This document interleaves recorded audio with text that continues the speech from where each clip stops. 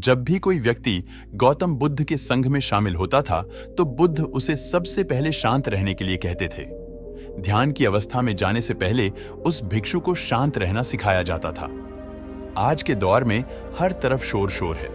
इसकी वजह से दिमाग में तनाव पैदा होना लाजमी है।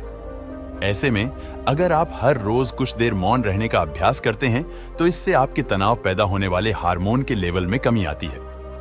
इससे आपका दिमाग शांत होता है, गुस्सा नियंत्रित रहता है और तनाव बढ़ाने वाले हार्मोन्स का लेवल घटता है। आज के इस वीडियो में हम जानेंगे कि किन मौकों पर हमें शांत रहना है और किन मौकों पर हमें बोलना है और शांत रहने से हमारे अंदर क्या बदलाव आ सकता है। दोस्तों, संध्या काल का समय था।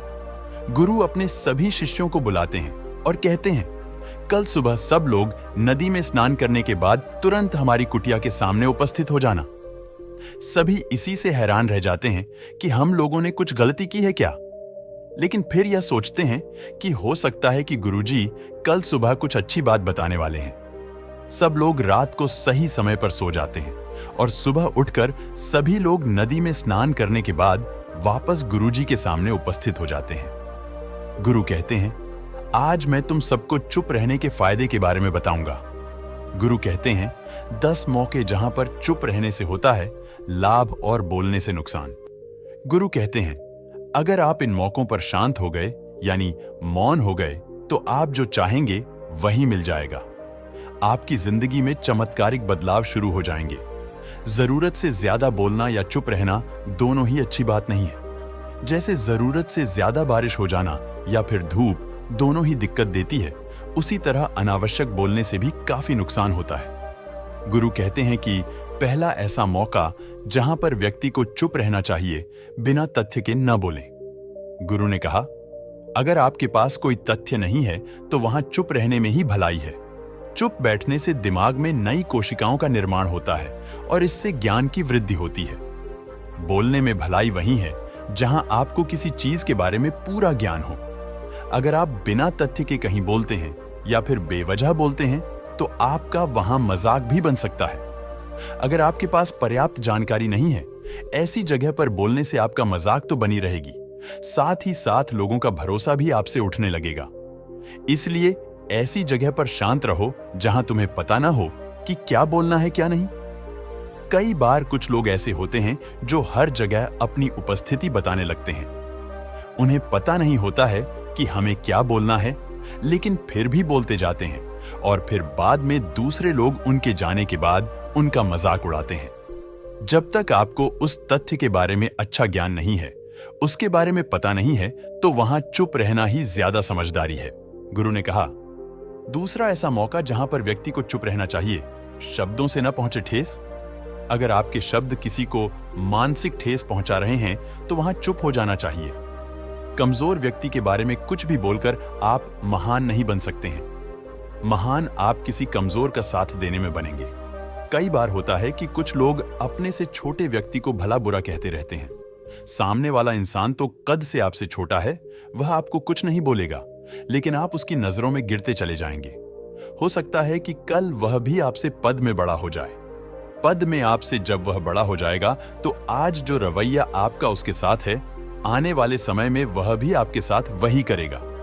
आप किसी को नीचा दिखाकर बड़ा नहीं बन सकते हैं। बड़ा बनना है तो अपने से छोटे लोगों की इज्जत भी करना सीखें और साथ ही साथ बड़े लोगों का भी सम्मान करना चाहिए। लोगों को लगता है कि अगर वह अकड़ कर बोलेंगे और सामने वाले को नीचा गिराने की कोशिश करेंगे तो वह बड़े बन जाएंगे। तो यह उन सब की भूल है। बड़े होने की बजाय आप उनकी नजरों में गिरते चले जाएंगे। गुरु ने आगे कहा, इसलिए शिष्यों, तुम सब जब भी बोलना आदर भाव से बोलना ताकि तुम्हारी बात लोगों को अच्छी लगे। बोलने में भाई बहन, माता पिता, मित्र इत्यादि संबोधन शब्दों का इस्तेमाल जरूर करना। इससे तुम्हारी मान प्रतिष्ठा तो बढ़ेगी ही, साथ ही साथ लोगों की नजरों में तुम समझदार व्यक्ति बनते जाओगे। गुरु ने आगे कहा, तीसरा मौका जहां पर व्यक्ति को चुप रहने में ही भलाई है, क्रोध या घृणा करने वाले लोग जब कोई अपना या सगा संबंधी आप पर क्रोध कर रहा हो, आपका अपमान कर रहा हो, तो आपको उस वक्त चुप रहना चाहिए ताकि सामने वाले का गुब्बारा पूरी तरह से फट जाए। आप यदि सही हैं तो उसे कतई माफी न मांगे और चुप रहकर ही सही समय का इंतजार करें। वह खुद आपसे माफी मांग लेगा जब उसे अपनी गलती का एहसास हो जाएगा। गुरु आगे कहते हैं कि अगर आपका कोई सगा संबंधी आप पर क्रोध कर रहा हो और आप उस समय शांत हैं, तो यह आदर सम्मान देने की निशानी होती है। इससे न कोई छोटा होता है और न ही बड़ा। अगर आपको क्रोध आ रहा है तो आप या तो वहां से किसी का अनादर किए बिना चले जाएं या फिर चुप रहें। क्रोध करने से आपके रिश्ते खराब होंगे। क्रोध करने से हमेशा क्रोध करने वाले व्यक्ति का ही बुरा होता है। गुरु आगे कहते हैं कि एक बार की बात है, एक सांप जंगल से भागते हुए किसी राजा के घर में पहुंच गया। लोगों ने छेड़खानी की तो वह बहुत ही गुस्सा हो गया, जिससे घर में जो तलवार पड़ी हुई थी उसी को लपेटकर कसने लगा और धीरे धीरे उसका पूरा शरीर कट गया। यह गुस्सा उसे खा गया। ठीक उसी प्रकार हमारा गुस्सा भी हमारे शरीर को तलवार की भांति काटता रहता है। गुस्सा ध्यान से खत्म होता है। प्रतिदिन अगर आप ध्यान की मुद्रा में बैठे हैं तो आपका गुस्सा आपके नियंत्रण में रहेगा। गुरु आगे कहते हैं कि तो यह तरीका है कि आप प्रतिदिन ध्यान का अभ्यास करें। इससे आपके शरीर में जो हार्मोन्स गुस्से को बढ़ावा देते हैं वह सब तुम्हारे नियंत्रण में रहेंगे, जिससे तुम्हारा शरीर गुस्से पर आसानी से काबू पा लेगा। लेकिन एक तरीका यह भी है कि जब भी आपको गुस्सा आए तो आप यह समझने का प्रयास करो कि क्या मेरा गुस्सा जायज है या नहीं, हमें वहां पर बोलना चाहिए कि नहीं। जब आप खुद इस बात का आंकलन लगा पाएंगे तो आपको खुद पता चल जाएगा कि हमें गुस्सा करना चाहिए या नहीं। फिर भी आपको गुस्सा आ रहा है तो आप वहां से हटने का प्रयास करें, वहां से दूर चले जाएं। धीरे धीरे समय के साथ आपका दिमाग शांत हो जाएगा। गुरु ने कहा, चौथा ऐसा मौका जहां पर इंसान को बहुत ही समझदारी के साथ काम लेना चाहिए। वहां पर आपको चुप रहना ही चाहिए, जहां पर उस मुद्दे से आपका कोई संबंध ना हो। अगर आपका किसी मुद्दे से कोई संबंध ना हो तो वहां आपका चुप रहना बनता है। बिना किसी वजह अगर आप दूसरे के मुद्दे पर बोलेंगे तो यह आपके लिए अनिष्टकारी होगा। इसमें केवल और केवल आपका ही नुकसान है। आप किसी भी दो लोगों के बीच हो रहे विवाद में जल्दी अपनी टांग न डालें। अगर सामने वाला आपको बुला रहा है अपना झगड़ा शांत करवाने के लिए तो ही आप वहां पर जाएं। किसी की व्यक्तिगत जिंदगी में दखल अंदाजी नहीं देनी चाहिए जब तक कि वह व्यक्ति आपको नहीं बुलाता है अपने झगड़े को शांत करवाने के लिए। कुछ लोग फालतू में दूसरे के विवाद में कूद पड़ते हैं। इससे उनके मान सम्मान, मर्यादा पर लोग उंगली उठाने लगते हैं। गुरु कहते हैं कि इन मौकों में पांचवां ऐसा मौका जहां पर व्यक्ति को बहुत ही समझदारी के साथ चुप रहना चाहिए। आपके शब्दों से किसी मित्र को हानि न पहुंचे। अगर आपके शब्द सामने वाले के परिवार या मित्रों की प्रतिष्ठा के बारे में बुरी झलक दिखा रहे हैं तो आपको चुप रहना चाहिए। किसी के परिवार या फिर मित्र के बारे में बुरा बोलने से केवल आप ही बुरे बनेंगे। जो चीज आसानी से खत्म की जा सकती है उसे अपने शब्दों से बड़ा न करें। बिना चिल्लाए बात करने का प्रयास करते रहना चाहिए। अगर आप बिना चिल्लाए कोई बात नहीं कह सकते तो आपका चुप रहने में ही भलाई है। किसी पर चिल्लाने से आपके व्यवहार के बारे में पता चलता है। ज्यादा बोलने से चीजें हमेशा खराब ही होती हैं। कई बार कुछ रिश्ते ज्यादा तेज बोलने की वजह से टूट जाते हैं। इसीलिए अपनी आवाज में मीठापन लाएं। आपके शब्दों से आपके दोस्त को हानि नहीं पहुंचनी चाहिए। कभी कभी दोस्तों से जब हम मजाक करते हैं तो ध्यान रहे कि आपके शब्दों से किसी का अनादर ना हो। मजाक को भी हमेशा शब्दों के मायने में ही रखें। जहां किसी को शब्दों से चोट लगे वहां चुप हो जाएं। ज्यादा बोलने से हमेशा नुकसान ही होता है। किसी और की प्रतिष्ठा को अपने शब्दों के माध्यम से उसे हानि नहीं पहुंचानी चाहिए। यदि आपके शब्दों से किसी और की प्रतिष्ठा को ठेस पहुंच रही है तो वहां आपको चुप हो जाना चाहिए। जब कोई व्यक्ति आपके सामने नहीं है तो आप उस व्यक्ति के बारे में बुरे शब्द किसी तीसरे व्यक्ति के सामने न बोलें। गुरु कहते हैं, छठा मौका जहां पर व्यक्ति को चुप रहना चाहिए। जब कोई कर रहा हो किसी की बुराई, जब कोई आदमी आपके सामने किसी तीसरे आदमी की बुराई कर रहा हो, तब तुम्हें चुप रहकर बस सुनना चाहिए। अपनी राय व्यक्त नहीं करना चाहिए, क्योंकि जो आज आपके सामने किसी तीसरे की बुराई कर रहा है वह कल किसी और के सामने आपकी बुराई भी कर सकता है।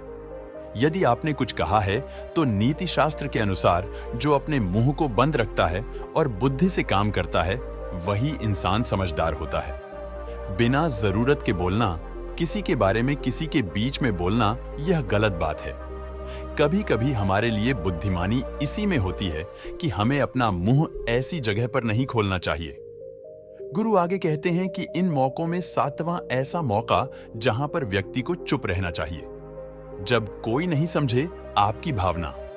यदि आपको लग रहा है कि कोई व्यक्ति आपकी भावना, दुख या परेशानी को शब्दों में नहीं समझ रहा है, यदि आपको लग रहा है कि सामने वाला व्यक्ति आपकी भावना या दुख को या आपकी जो परेशानी है उसको वह समझ नहीं पा रहा है या समझने का प्रयास ही नहीं कर रहा है या वह आपको ध्यान से सुन ही नहीं पा रहा है, तो ऐसे व्यक्ति के सामने आप चुप ही रहें, क्योंकि ऐसे लोगों को आपकी भावना या दुख से कोई मतलब नहीं होता है।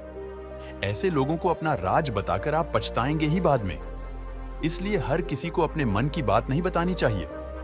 अगर आपको लग रहा है कि सामने वाला आपकी बात को नहीं समझ पा रहा है, आपकी भावनाओं को नहीं समझ पा रहा है, तो वहां पर आपको नहीं बोलना चाहिए, क्योंकि आज में आपका मजाक ही बन जाएगा।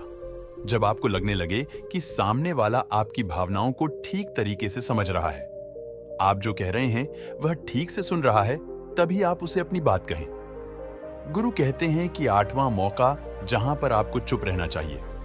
जब कोई इंसान अपना दुख व्यक्त करे, यदि कोई इंसान अपने दुख या परेशानी को आपको बता रहा है, तो इसका मतलब यह है कि वह आपको अपना समझ रहा है। ऐसे में तुरंत ही उसे समाधान बताने के बजाय चुप रहकर उसके दुख या समस्या को सुने। उसके दुख या समस्या को किसी और को न बताएं। वह इसलिए नहीं बता रहा है कि उसकी समस्याओं का समाधान कर देंगे, बल्कि वह इसलिए भी बता रहा है कि सामने वाला उसकी बात को समझ रहा है। कई बार बताने से दुख कम हो जाते हैं। वह आपको अपना दुख इसलिए बता रहा होगा कि उसे लग रहा है कि आप उसकी बात को समझ रहे हैं। दुख बांटने से कम हो जाता है। इसलिए जब कोई व्यक्ति अपना दुख आपसे व्यक्त करे, तो आप चुप रहकर उसकी बात को बहुत ही ध्यान से सुनें, ताकि उसके दुख कम हो जाएं, उसके मन का बोझ हल्का हो जाए, क्योंकि उसके मन में जो भी बातें थीं, वह आपको सब बता दिया।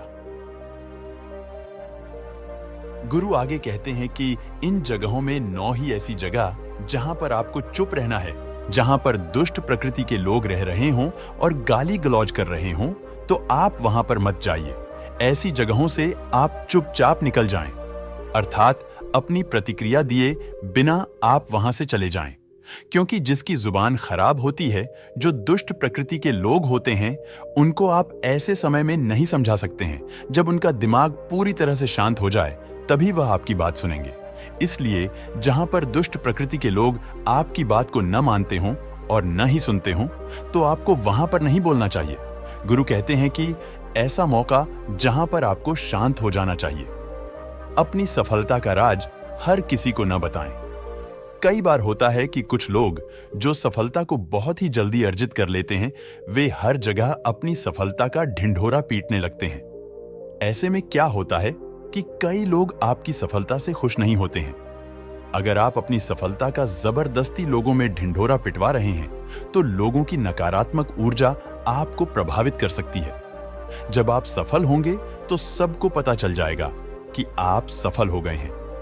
ढिंढोरा पीटने से नुकसान आपका ही होगा। इतना कहकर गुरु ने कहा, शिष्यों, आज के लिए बस इतना ही। अगर तुम सब मेरी इन बातों को अपने जीवन में अपना लेते हो, तो तुम सब काफी हद तक परेशानियों से बचे रहोगे। यहां से जाने के बाद मेरी यह बातें आपके जीवन में किसी वरदान से कम साबित नहीं होंगी। दोस्तों, मुझे उम्मीद है इस वीडियो से आपको बहुत कुछ सीखने को मिला होगा। अगर आप नए हो तो हमसे जुड़ने के लिए इस चैनल को सब्सक्राइब करना मत भूलिएगा। तो मिलते हैं अगली वीडियो में। तब तक के लिए अपना ख्याल रखें। धन्यवाद।